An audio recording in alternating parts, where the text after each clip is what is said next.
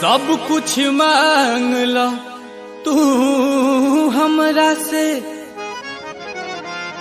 तो पे बा कुर्बान हो। जान बस जन मंगिहार रानी, कहे कि तू ही नुहाऊ जान हो, कहे कि तू ही नुहाऊ जान हो। इश्क जब हद से हठुआर हो गई तबे नु हमारे इंतजार बेकार हो गई। अरे जब हमरा के हरियर सिग्नल देले रहलू तय पर दूसर गाड़ी कैसे पार हो गई।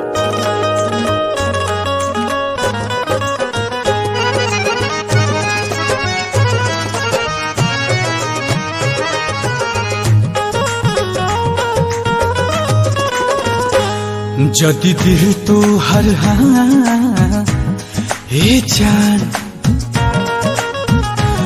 जदी दिल तो हर कहियो बदल जाई हो, जान हमर जनवे निकल जाई हो।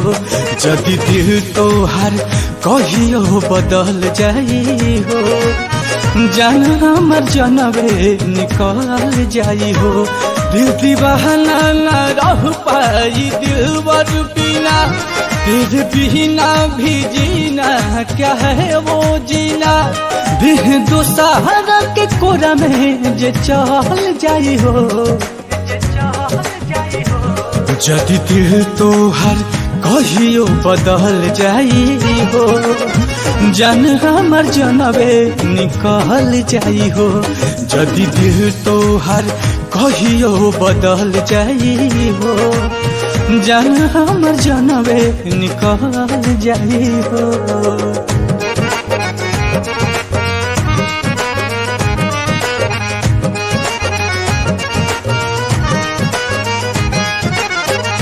मैं क्या बताऊं ये दिलरुबा, तेरे सामने मेरा हाल है। तेरी एक निगाह की बात है, मेरी जिंदगी का सवाल है।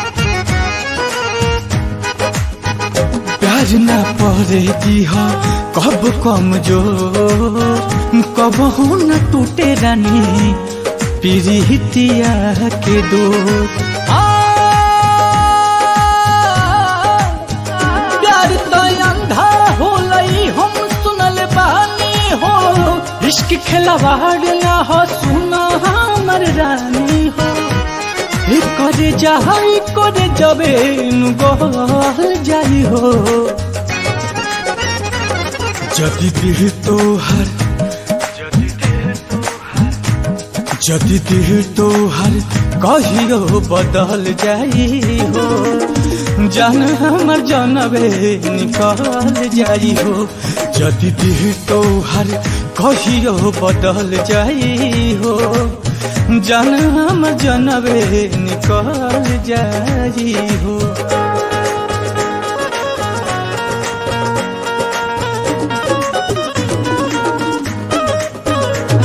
तू सम्मा हम परवाना हो, तू दिल या हम दीवाना हो, हम रोम या तू मैं खाना हो, तू पानी हम पैमाना हो। बन फेंदा प्यार के पाता के हरियर रखी हाथू लाता के, मुदिहा जनमन के हाथा के, दिल दिले बाड़ू विधाता के।